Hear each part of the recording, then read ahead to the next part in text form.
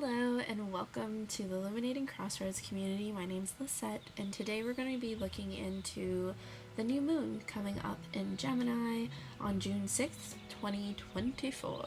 So this is for you if you're a Taurus rising or if you just want to watch. I already picked the cards, so I'm just going to pull them over off to the side and we're just going to hop right on in. So these are the first cards that I picked out, and the question I asked was, what is desiring renewal at this time? So we have the Four of Swords, the Three of Swords, wow, and the Nine of Swords. Alright, so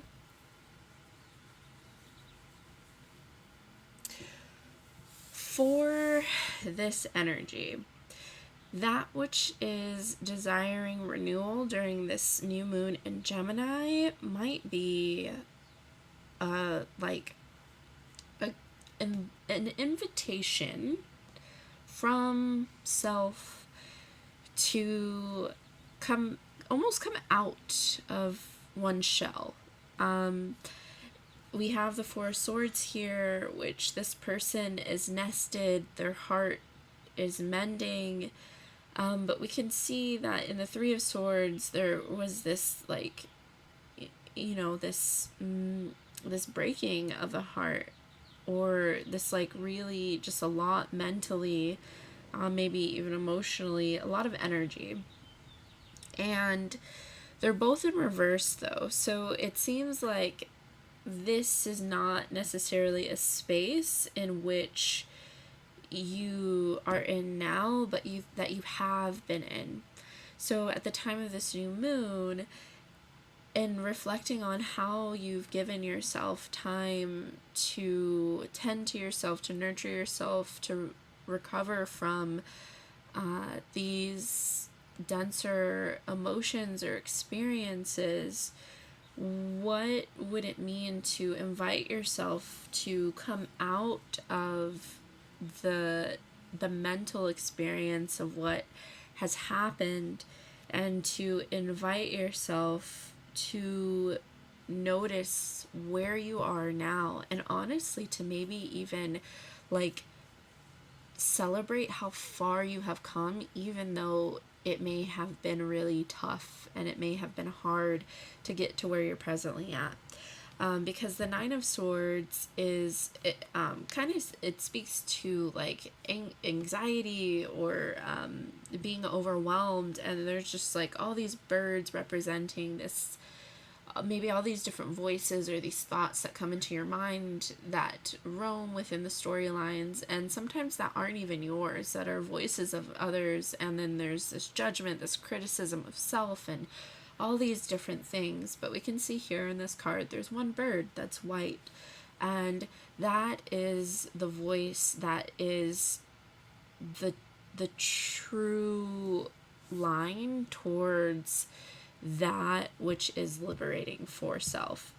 So thinking of that voice that sits deep within your own beautiful heart space, it's that voice that sometimes isn't really loud, but it's encouraging, it's supportive. And what would it mean to tune into that more at this time, to find renewal in knowing that all of this that has been moved through, and maybe thinking, just because the Three of Swords coming after the Four of Swords and it being in the middle, maybe you've allowed for it taking some time out to rest, to recover. But then how do I want to say it, kind of like when we experience something traumatic, then we do everything to nurture ourselves back to being able to just function again and to go about life. And sometimes we get so caught up in our mind that we can get pushed back in those experiences that we've had, because then our mind can take us back into those experiences even when we're not necessarily in them anymore. And those experiences were true at one point, but now inviting renewal on what it means to really be present and to not get swept away with the mind. And also just thinking, this is happening in your second house if you're a Taurus rising, using tropical whole sign houses, tropical astrology whole sign houses. So that it's taking place in your second house. So your second house can be like your money, your possessions, thinking of self-worth and value as well of the self. So if there is anything in that regard of like not seeing, if you haven't been able to see the value in your unique and beautiful existence, then how can you renew that space of honoring your worth, honoring all that you have gone through, and the wisdom and just the value you provide to others within your life? Yeah. Okay, so next we have these two cards. So it's what actions can support with planting these new intentions. So we have the Four of Pentacles and the Queen of Cups. Okay, so some actions that can support at this time.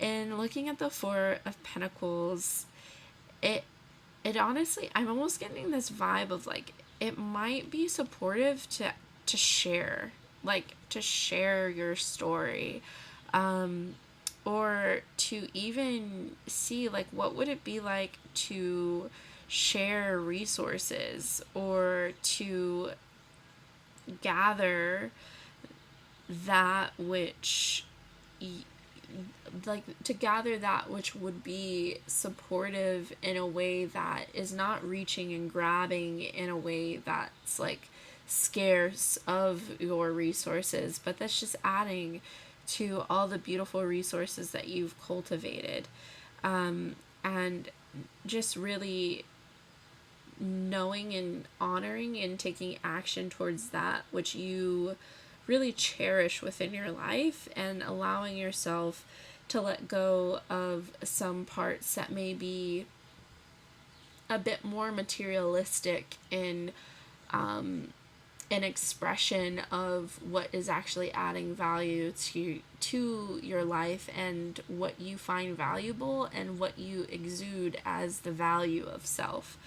And then Queen of Cups here, some supportive action steps from this point of view might be like seeing like who do you admire, who inspires you, and also like how can you honor your emotions more fully and still be grounded and allow for flow of some of these thoughts that might still be lingering, but finding more groundedness and being able to honor what's arising, the emotions, but not being swept away by them. And of course, sometimes that's easier said than done, but really implementing some practices or just things into your routine, or getting, like, not getting, but noticing what you have that's readily available within the present resources you have to support with finding more groundedness. So maybe even finding like free resources online that can support within mindfulness practices or meditation or just somatic practices to reconnect you back into the body to be grounded. Okay. And then next we have these three cards. So what shadows want to be integrated at this time? So we have the Mentor, passing on wisdom and refining a student's character, shadow attributes, and ability to allow the student to move on to the role of master, imparting false instruction. Then we have Visionary, the light attributes, capacity to envision what is not yet conceivable to others, willingness to proclaim a vision without regard for personal gain. Shadow attributes, selling insights to the highest bidder, compromising your vision to make it more acceptable. And then Midas or miser, light attributes, entrepreneurial and creative ability to turn anything into gold, delight in sharing life's riches. Shadow attributes, hoarding money, emotions, obsessive fear of losing your wealth, which is really interesting because that ties well to the Four of Pentacles as well.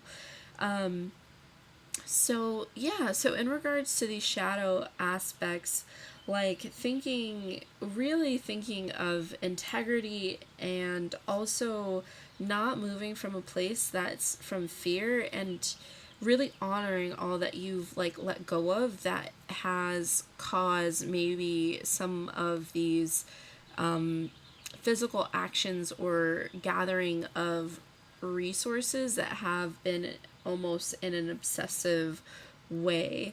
So then you're not afraid to be able to share, because you'll know that you have so much more coming in and you have so much more to give. Like, it's really balanced in the give and take of, or the giving and receiving, I guess I should say. And then just really honoring like what